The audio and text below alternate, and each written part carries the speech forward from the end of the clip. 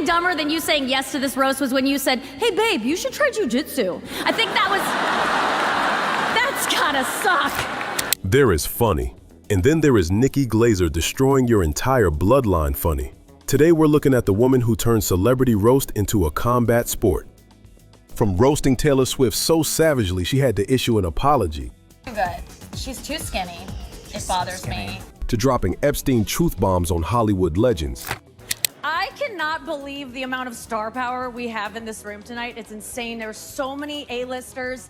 And by A-listers, I do mean people who are on A-list that has been heavily redacted, but... No one is safe. Today we're breaking down the most savage moments where Nikki Glaser officially became the most dangerous woman with a microphone.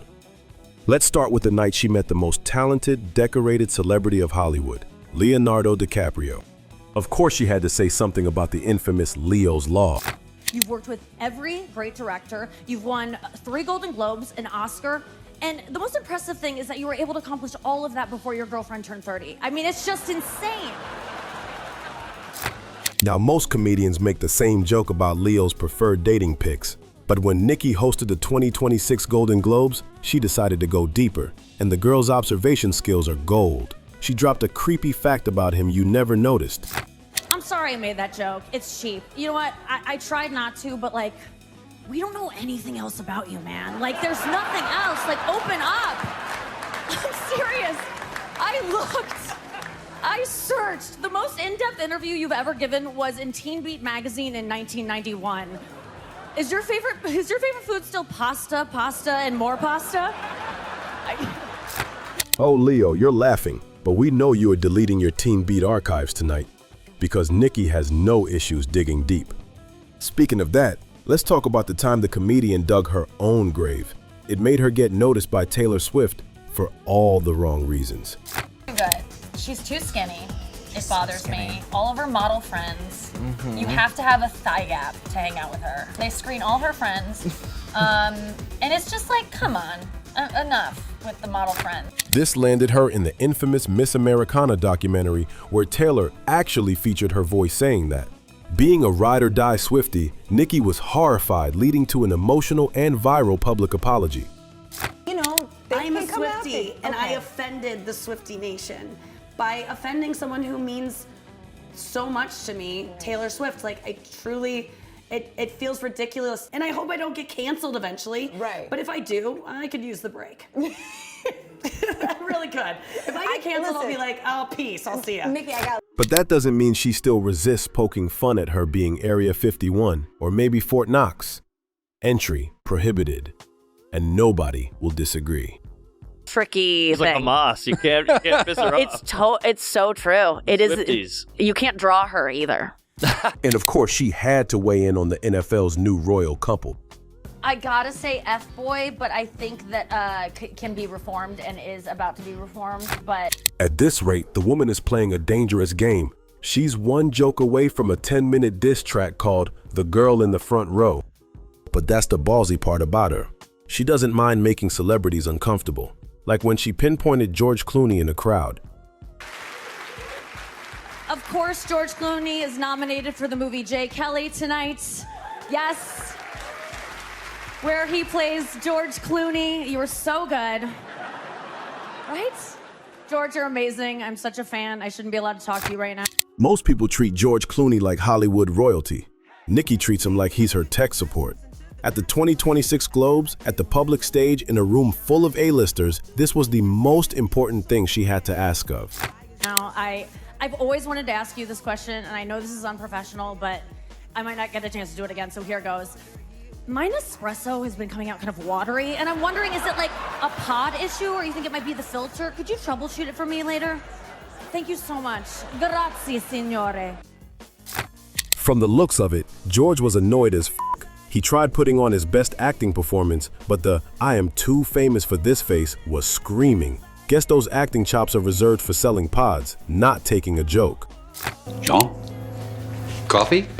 What else?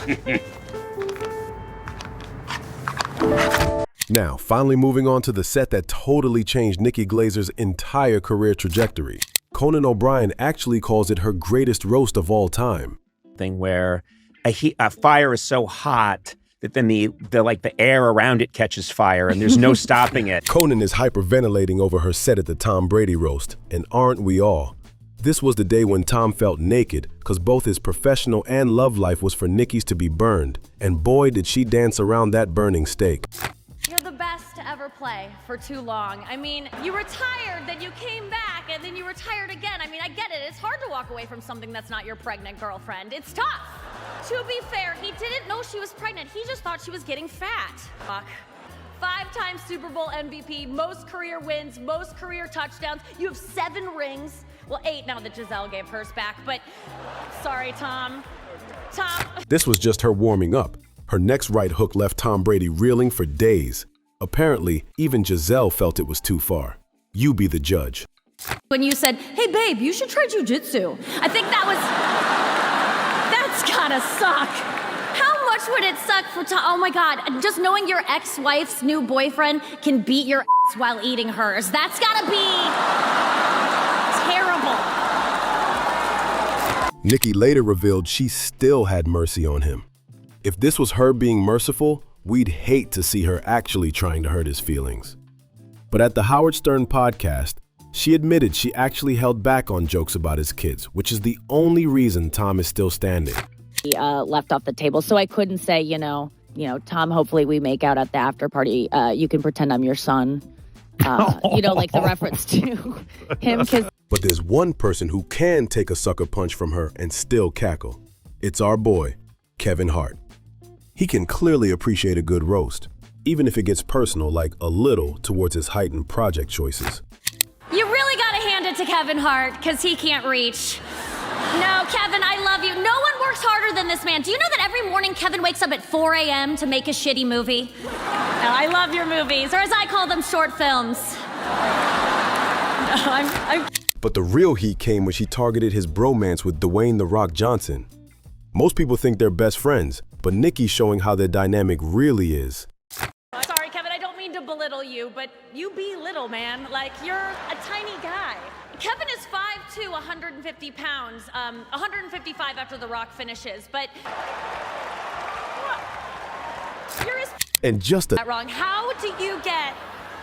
You have the sex appeal of a gymnastics doctor. I just don't understand. Then she wrapped it all up by hitting the final home run.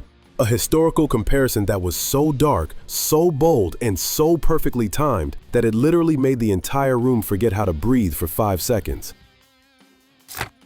You and Hitler have a lot in common. What's that? Micro penis. You're bad at your art, and no one cared about you till you started roasting people. Guys, I can make that joke because I'm not Jewish. Alec Baldwin has a reputation for being, let's say, passionate. Most people tread lightly around him, including us, but Nikki Glaser treated him like a pinata. She didn't even spare the sensitive topics, including the ones that usually get people canceled. In all seriousness, I want to thank Alec. In his memoir, he bravely admitted that he had once considered suicide. And I just want to say that that meant a lot to me because I have also considered your suicide, and I have some ideas. I even know what I'm gonna wear. Then the conversation shifted to Alec's family-making skills. With 7 kids and counting, Nikki had some thoughts, obviously. You have 4 kids under the age of 6. How do you do it? I mean, isn't your semen just oatmeal at this point?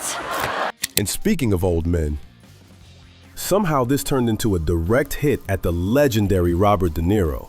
Apparently, only Nikki Glaser can take such a respectable actor and reduce him to this. Oh, Robert just got excited when I said oatmeal. He started salivating. Your night nurse is warming it up backstage. It'll be ready in the break.